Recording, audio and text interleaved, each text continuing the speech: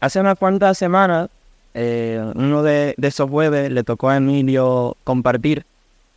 Entonces Emilio leyó un pasaje y uno de los versículos de ese pasaje se quedó conmigo. Entonces empecé a darle vuelta porque me llamó la atención y es el pasaje que quiero compartir con ustedes porque cuando lo leí provocó dos cosas en mí. Por un lado me provocó preocupación y por otro lado despertó un deseo.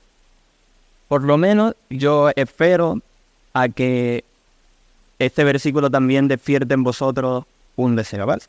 El versículo del que estoy hablando es, el pasaje está en 2 de Timoteo, capítulo 3.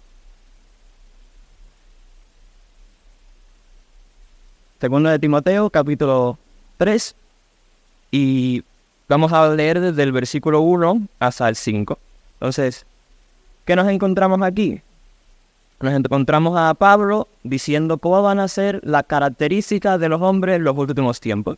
Entonces, en el versículo 2, por ejemplo, leemos que habrá hombres que serán amadores de sí mismos, avaros, vanagloriosos, soberbios, blasfemos, desobedientes a los padres, ingratos, impíos. Otros serán sin afecto natural, implacables, calumniadores, intemperantes, crueles, aborrecedores de lo bueno, traidores, impetuosos, infatuados, amadores de los deleites más que de Dios, que tendrán apariencia de piedad, pero negarán la eficacia de ella.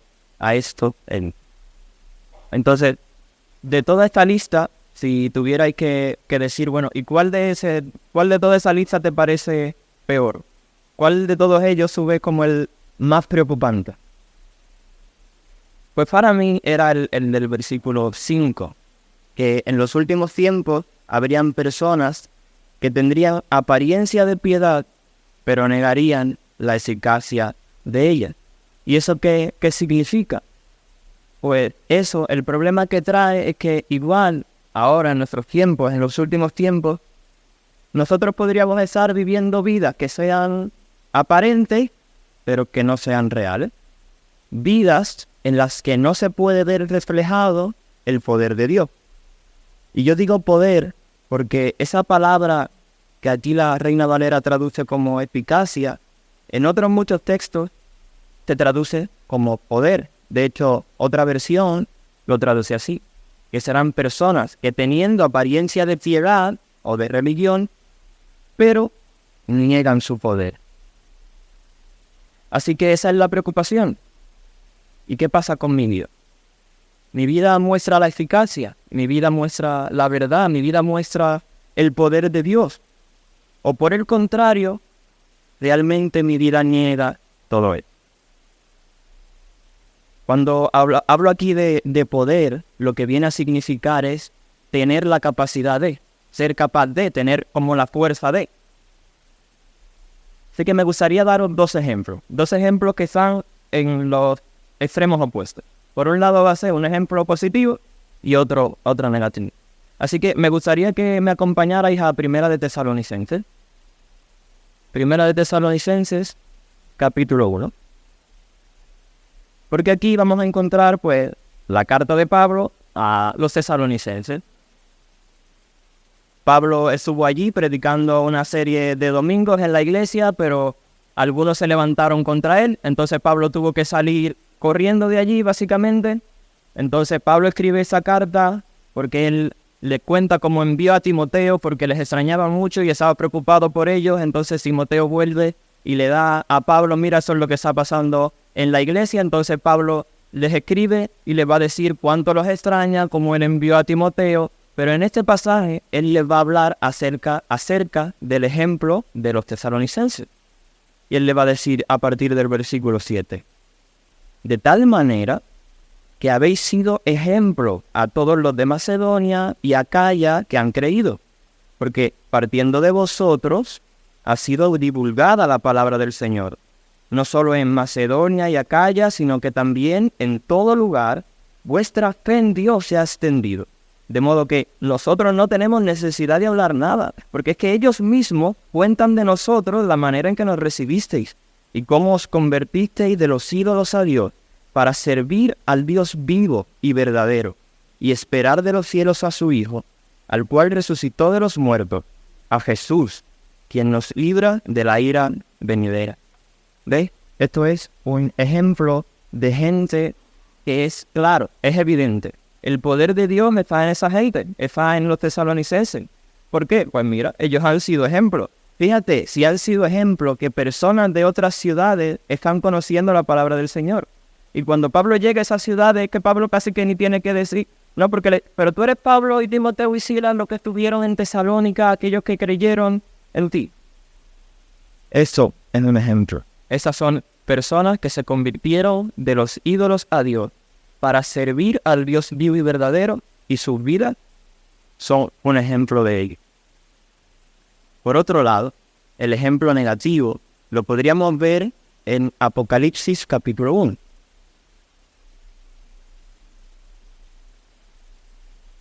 Perdón, capítulo 3. Si nos vamos a Apocalipsis, el capítulo 3, en el versículo 1, vamos a encontrar, pues, uno de los mensajes a las 7 iglesias, a la de Sardis. ¿Qué se le va a decir a esta iglesia? Pues mira lo siguiente.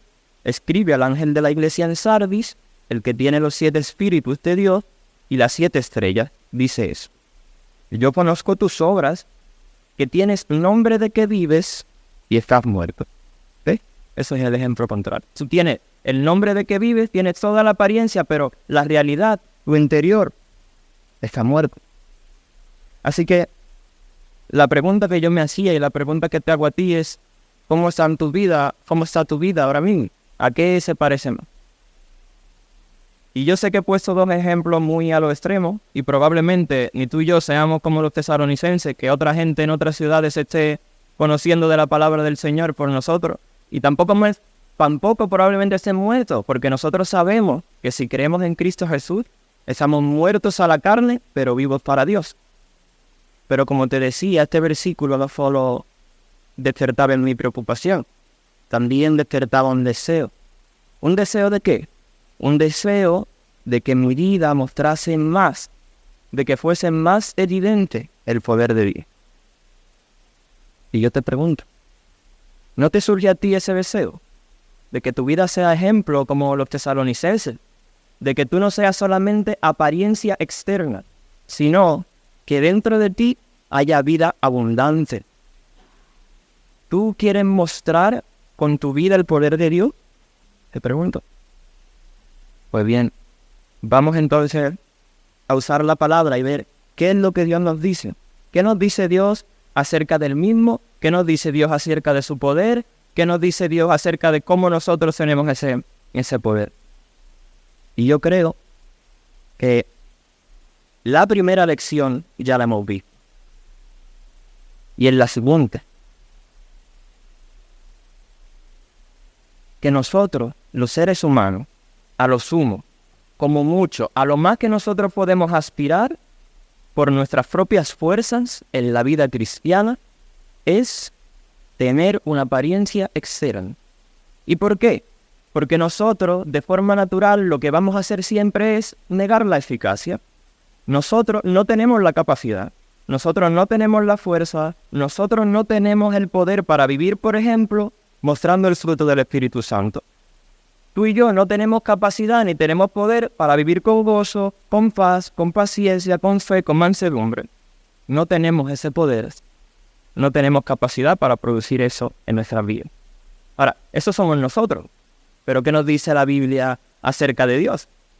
Pues la Biblia lo que nos enseña es que Dios es poderoso, que Él es en sí mismo poderoso, que Él sí es capaz, que Él tiene un poder milagroso para hacer cosas que son imposibles para nosotros. Por ejemplo, ahora que estamos en segunda de Timoteo, volviendo a segunda de Timoteo, si nos fijamos en el capítulo 1 y vamos al versículo 12, vamos a encontrar una de esas frases épicas de Pablo. Y lo que quiero que te fijes es, Él nos va a decir cómo Él no se avergüenza, cómo Él está seguro, porque Él ha creído en alguien. Y quiero que te fijes cuando lo leas en cómo es ese alguien. Así que si vas a 2 de Timoteo, capítulo 1, versículo 12, leemos así. Por lo cual, asimismo, padezco esto, pero no me avergüenzo, porque yo sé en quién he creído, y estoy seguro que es poderoso para guardar mi depósito para aquel día. ¿Ves? Pablo le está diciendo a Timoteo, sí, yo padezco todo eso, y ahora mismo yo estoy en la cárcel y probablemente me van a matar y me han azotado, me han castigado un montón, pero te soy sincero, Timoteo, yo no me avergüenzo. ¿Por qué? Bueno, porque yo sé a quién he creído. Yo he creído en alguien que es poderoso para guardar mi depósito para aquel día. Nuestro Dios es poderoso. Pero entonces surge la pregunta, si nosotros no tenemos poder, y vemos que Dios es poderoso, entonces, ¿qué es lo que ocurre o cómo ocurre que gente como tú y como yo podamos de alguna manera vivir la vida que Dios nos está llamando a vivir? Bueno, pues Dios nos ha dejado un mensaje de buenas noticias, que es el Evangelio. Dios se hizo hombre, como uno de nosotros, murió en nuestro lugar, Él resucitó con poder y ahora nos ofrece vida. Nos está ofreciendo vida eterna, nos está ofreciendo unión con Él. Nos está ofreciendo satisfacción plena por los siglos de los siglos. Y es que ese mensaje en sí mismo es poder. Eso es lo que nos dice Romanos, capítulo 1, versículo 16. Que el Evangelio es poder de Dios para salvación a todo aquel que cree. ¿Lo ves? Al poner nuestra fe en Jesús y en lo que Él ha hecho, en lo que Él hará por nosotros, entonces es cuando nosotros somos hechos capaces. Entonces nosotros ya sí tenemos poder. Ahora ya sí tenemos la capacidad porque tenemos su Espíritu para vivir de forma sobrenatural, de forma que de ninguna otra manera tú y yo podríamos vivir. Ahora somos capaces de hacer cosas como amar a Dios, de hacer su voluntad. Somos capaces de decirle no al pecado. Somos capaces de quitarnos a nosotros del centro de nuestra vida. Somos capaces y tenemos poder para amar y servir a otros. Eso es lo que Dios ha hecho en ti y en mí cuando nosotros creemos en Él. Y es que si seguimos aquí en 2 de Timoteo y leemos el versículo 7, vamos a ver algo interesante. Mira, es que Dios no nos ha dado un espíritu de cobardía. El espíritu que Dios nos ha dado es de poder, de amor y de dominio propio. ¿Lo veis? Esa es la realidad. Cuando nosotros estamos en Cristo, cuando creemos en Dios, nosotros que no teníamos poder, ahora sí somos capacitados con su espíritu. Y antes mencionábamos el ejemplo de los tesalonicenses. Si volvemos, mira lo que Pablo les dice a ellos en el versículo 5 del capítulo 1. Miren, es que cuando nuestro evangelio no llegó en palabras solamente. Miren, tesalonicenses, es que nosotros lo que le hablamos no solamente fue en palabras, es que también ese evangelio llegó en poder. Y esa palabra poder es la misma palabra que antes hemos estado leyendo y que se traduce por eficacia. Esa capacidad, esa fuerza, ese poder. Así que no solamente llegó en palabras, sino también en poder, en el Espíritu Santo y en plena servidumbre. Y ya hemos visto el ejemplo que fueron los tesalonicenses. Así que por ahora lo que hemos visto es que nosotros queremos mostrar más con nuestra vida del poder de Dios. No queremos que nuestras vidas sean ineficaces, que no estén mostrando la realidad de Dios. Vemos entonces que nosotros por nosotros mismos no tenemos poder, pero que Dios sí lo tiene, y que creyendo en Él lo obtenemos. Y me gustaría ponerte un ejemplo, y es solamente un ejemplo. Hace unos cuantos días, algunos jóvenes de la iglesia decidimos hacer el reto de venir desde el puerto hasta Jerez caminando por la noche. Entonces, como era de noche, una de las cosas que teníamos que llevar era una linterna. Entonces, antes de irnos, yo me puse a buscar en mi casa una linterna, porque la iba a necesitar. Entonces, en una de las gavetas encontré una linternita por ahí, y yo la di. Y era una linterna porque tenía la forma de linterna y tenía un foquito y tenía un botón. Entonces yo pensé, vale, pues la cojo y me la llevo porque esta es la linterna. Pero ¿qué pasa? Que cuando le di al botón, no encendió. ¿Por qué? Porque le faltaba una pila. Esta linterna tenía toda la apariencia de una linterna. Tenía la forma de linterna y tenía el foco de una linterna, pero no tenía poder. Esa linterna estaba negando la eficacia. Ahora, hay un área particular en la que va a ser muy evidente si tú y yo negamos la eficacia o, por el contrario, mostramos el poder de Dios en nuestras vidas. Y esa área son las dificultades y las tormentas. De forma general, cuando un problema llega a nuestra vida, esto pues nos preocupa. Y dependiendo de la gravedad, incluso los problemas nos agobian, nos generan ansiedad, nos provocan temor sobre qué va a suceder. Parecen algunos como que son gigantes invencibles que nos quitan todo el sueño y que nos atormentan. Pero ¿por qué entonces es importante pensar en las dificultades? Pues mira, por lo siguiente. Porque si tú eres un creyente, si tú eres uno que cree en Jesús, si tú has recibido este mensaje que es poder para salvación, a ese tipo de personas Dios las capacita. Dios les da poder, les da la fuerza. Pero mira, no solamente para que soporten la dificultad, no es como te doy lo suficiente como para que lo aguanten, lo suficiente para que aguantes tu enfermedad y tu problema económico, o la muerte de tu familiar, o que soportes la persona que se está hiriendo. No. Dios no nos capacita solo como para soportarlo y ya. No. La Biblia nos dice que en todas las circunstancias Dios nos hace más que vencedores.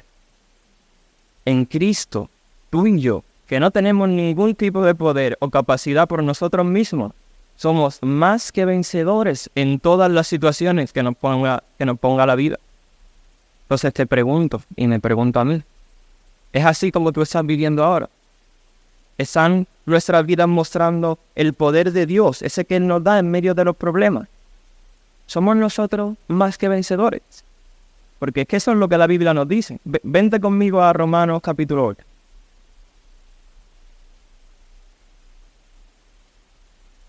Romanos capítulo 8, versículo del 35 al 37. El versículo 35 dice, bueno, ¿quién nos separará del amor de Cristo? A lo mejor la tribulación me separa de Cristo, o la angustia, la persecución, el hambre, la desnudez, el peligro, la espada. Como está escrito, por causa de ti somos muertos todo el tiempo. Somos contados como ovejas de matadero. Y ahora, fijémonos en el versículo 37. Antes, en todas estas cosas, somos más que vencedores por medio de aquel que nos amó. ¿Lo ves? La fe en Jesús nos hace victoriosos en medio de todas esas cosas. ¿Y qué son todas esas cosas? Pues lo hemos leído. Tribulación, angustia, persecución, desnudez, hambre, incluso la muerte. Es que mira, la fe en Jesús me permite ver la vida y la muerte y todas las cosas y hacerlo de una manera triunfante, de manera victoriosa. Creer en Jesús, ser salvo, ser hijo de Dios, hace que yo afronte la vida con todas sus incertidumbres y con todos sus problemas y sin embargo prevalecer y triunfar.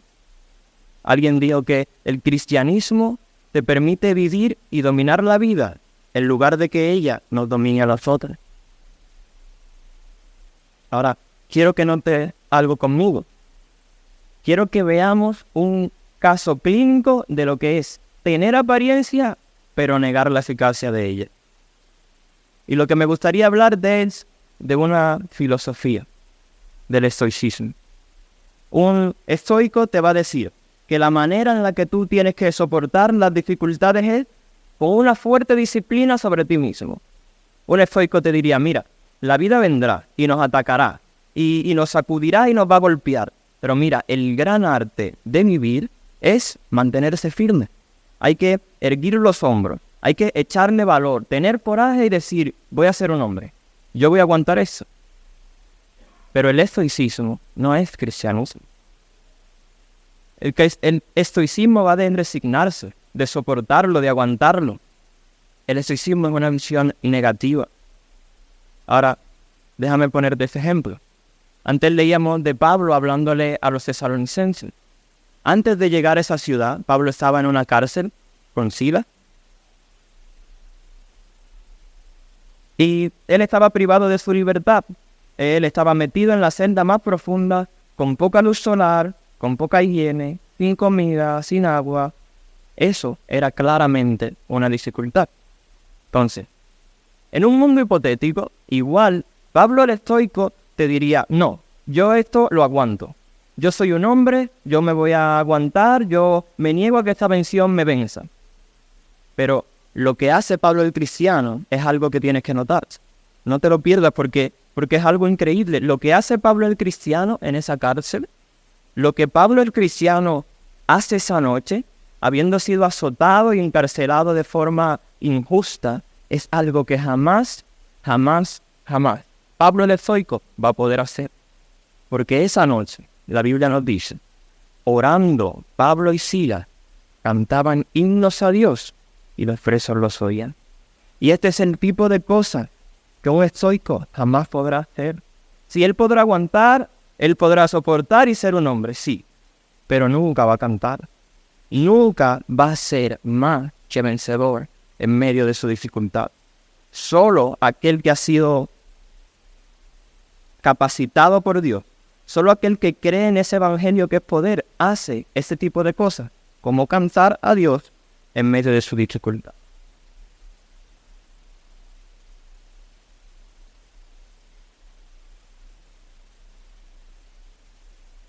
Pero hay algo más que tenemos que notar. Y es que sí, Pablo y Silas cantaron y nos dieron un ejemplo increíble. Y sí, igual tú y yo también podemos cantar en medio de nuestra situación. Pero nota lo siguiente. No es por ti, ni es por mí, porque te repito, tú y yo no tenemos fuerza.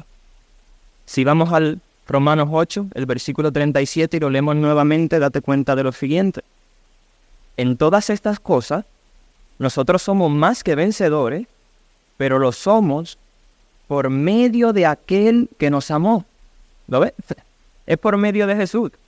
Nosotros somos vencedores, pero somos vencedores por medio de Él. Es a través de Él. Es Él quien nos da poder y es Él que nos capacita para cantar y para triunfar. Entonces, ¿qué aprendemos? Que tú que igual estabas preocupado porque igual tu vida ves que igual solamente estás aparentando, no ves suficiente realidad y tú quieres mostrar más eficacia, tú quieres que tu vida sea un ejemplo del poder de Dios. Bueno, pues eso únicamente es posible por medio de Jesús. Lo que significa que si tú quieres esas cosas, vas a tener que rendirte a Él. Vas a tener que entregarle el timón de tu vida. Vas a tener que acercarte a Él. Vas a tener que reconocerlo como tu Señor y como tu Salvador. Ven conmigo a Juan capítulo 15, versículo 5.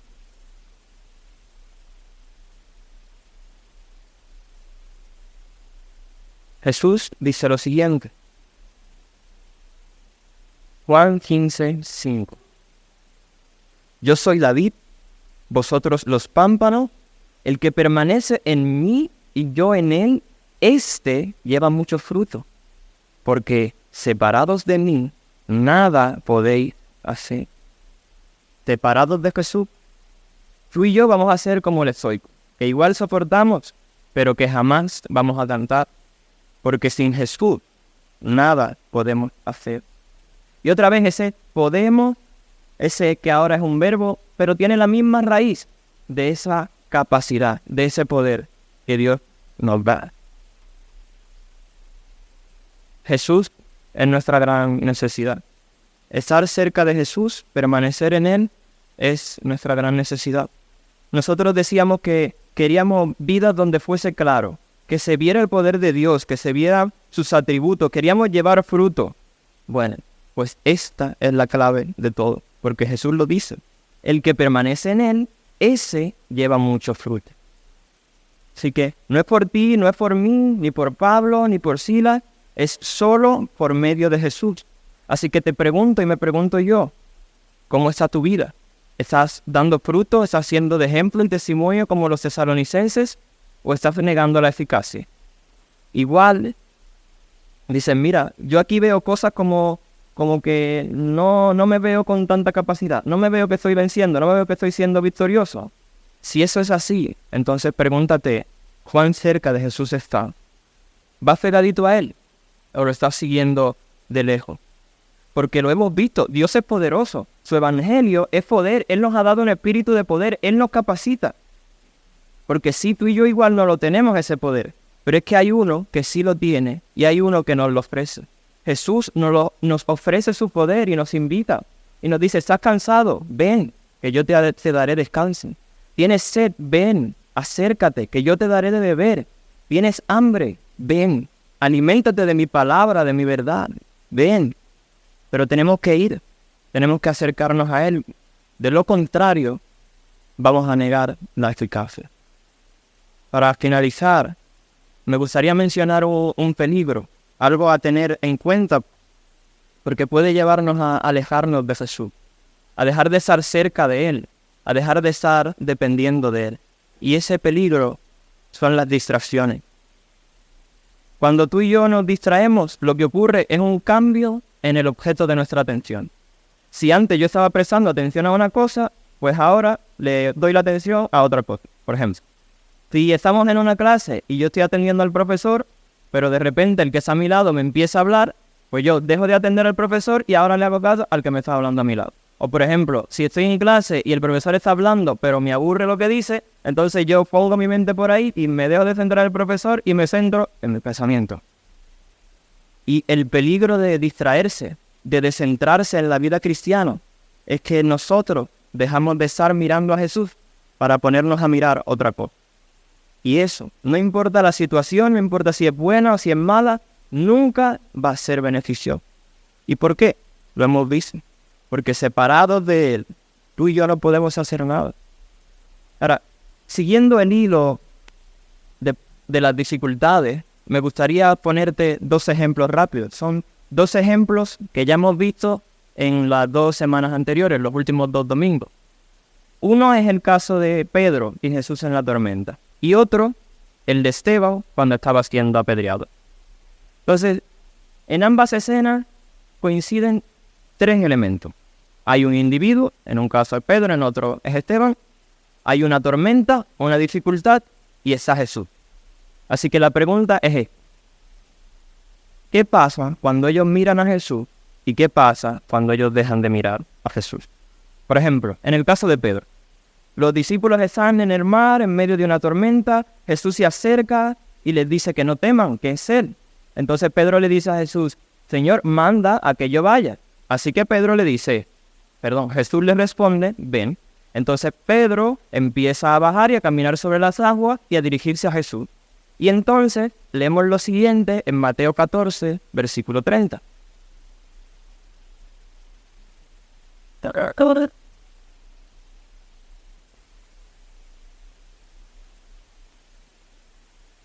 Pero al ver el fuerte viento, tuvo miedo, y comenzando a hundirse, dio voces diciendo, Señor, sálvame.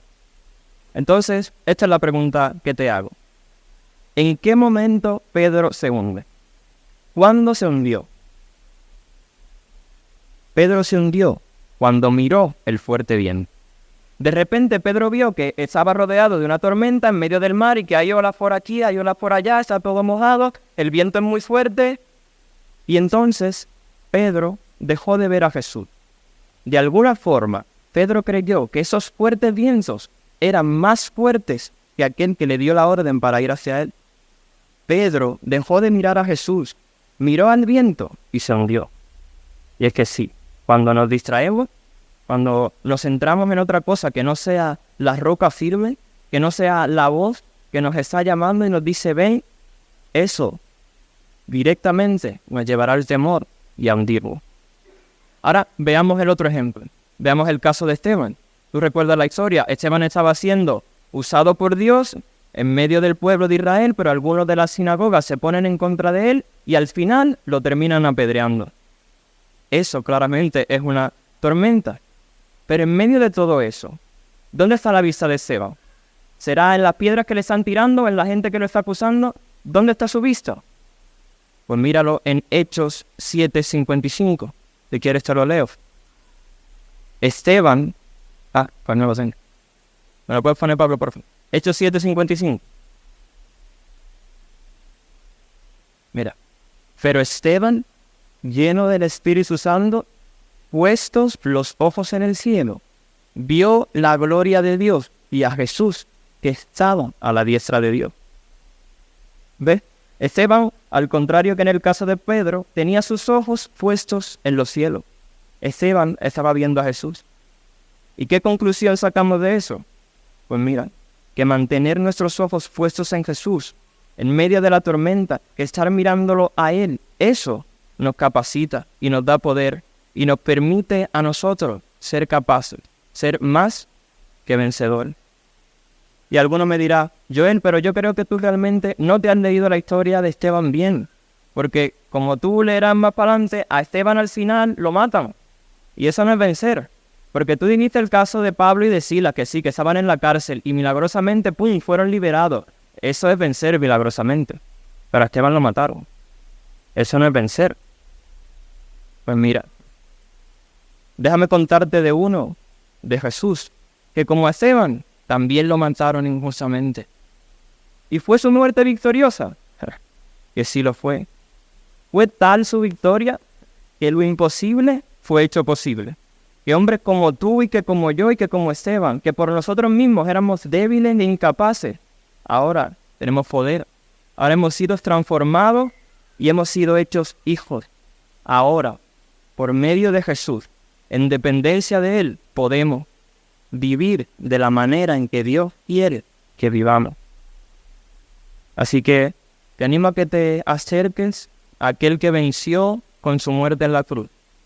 Si tú tienes el deseo de que tu vida muestre más de Dios, de ser de un buen ejemplo como los tesalonicenses, entonces acércate a Jesús, búscalo a Él, depende de Él, centra tu mirada en Él y así vas a tener poder y vas a ser capaz.